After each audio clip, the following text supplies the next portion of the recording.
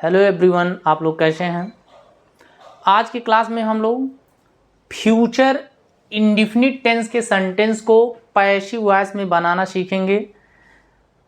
Future indefinite की active voice का जो हेल्पिंग वर्ब है will, shell plus main verb का फर्स्ट फॉर्म होता है एक्टिव वॉइस का helping verb.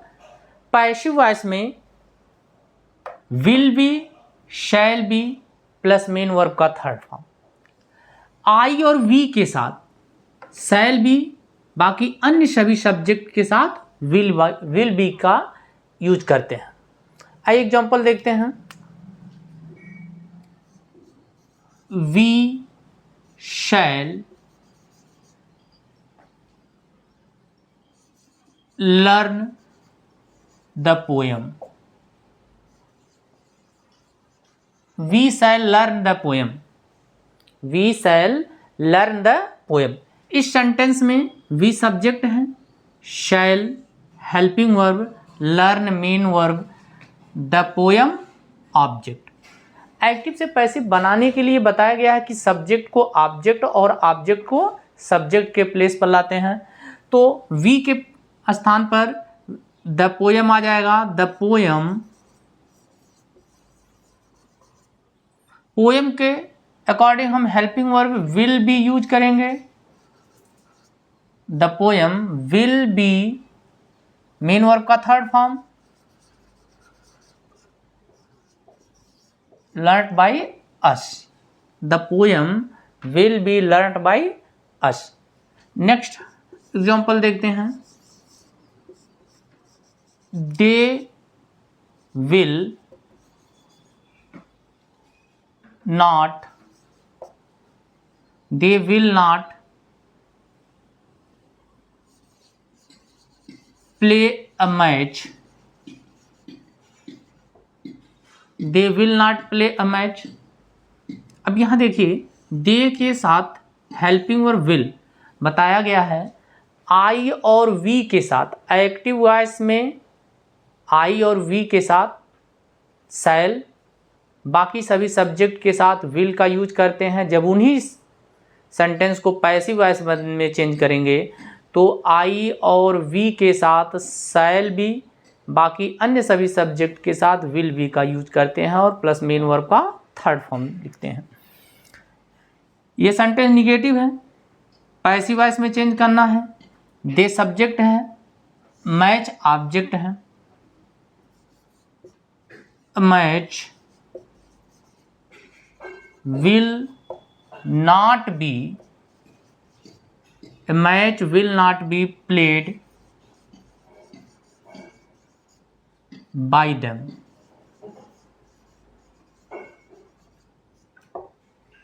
A match will not be played by them। Next example,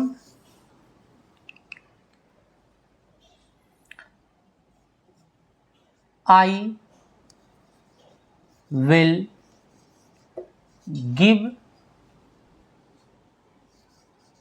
them a pen।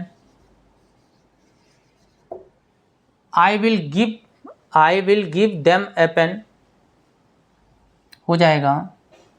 दो object हैं, them और पेन, किसी एक ऑब्जेक्ट से बना लीजिए। इनडायरेक्ट ऑब्जेक्ट से बनाते हैं तो दे will be given a pen by me। they will be given a pen by me। Direct object से बना सकते हैं ए पेन से। ए pen will be given them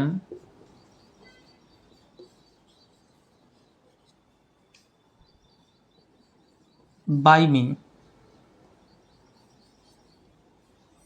A pen will be given them by me।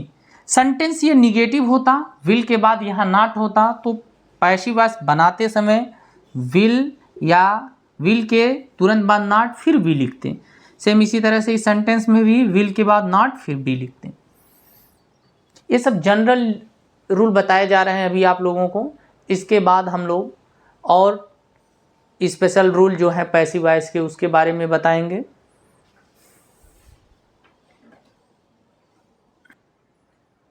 देखिए example हम लोग देख लेते हैं।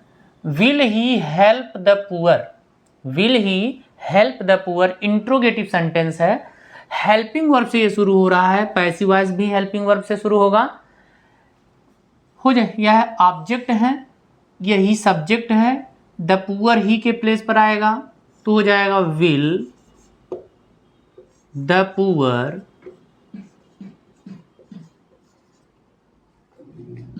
will the poor be helped by him,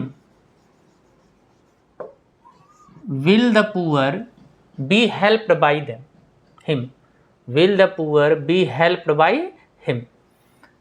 next sentence है shall we not see the film, we subject है, film object है, we के प्लेस पर फिल्म लाएंगे। सेंटेंस हेल्पिंग वर्ब से शुरू हो रहा है तो पैसिव वॉइस भी हेल्पिंग वर्ब से शुरू करेंगे।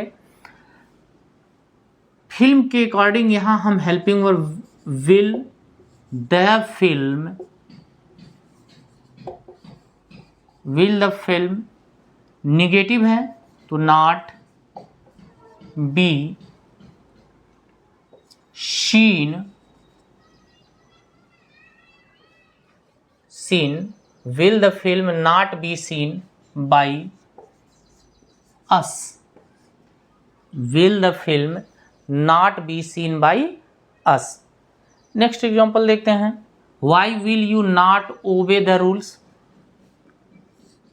why क्वेश्चन वर्ड से शुरू हो रहा है, पैसिव वॉइस भी इसी से शुरू करेंगे। why ऑब्जेक्ट क्या है, rules, why will the rules, why will the rules not be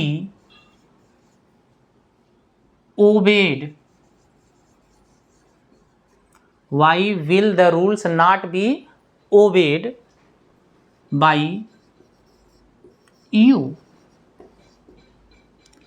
next sentence है who will solve the question, who will solve the question, passive voice by whom, who को, who का objective form क्या होता है, whom,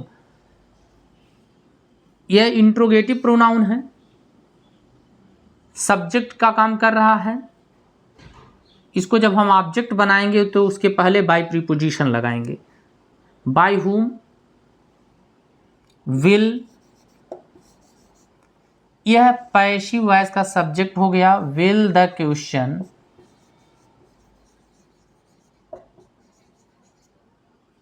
B solved, by whom will the question be solved. Who को by whom में change किए, will the question के according लगाएं, उसके बाद बी और लास्ट में वर्ब का third form.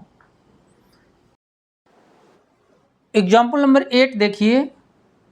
whom will you like, passive voice हो जाएगा who will be liked by you, who will be liked by you।